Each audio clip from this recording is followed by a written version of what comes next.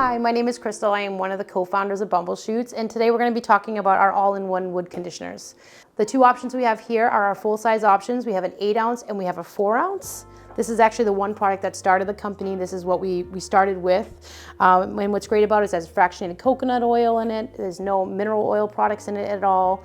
It also has top-tier carnauba wax, but all these things really make it important for your board, and it smells great. So the first thing you're going to want to do, once you've cleaned your board with our cleaning kit, and then you've treated it with our wood serum, the next step you're going to do is you're going to want to add our conditioner.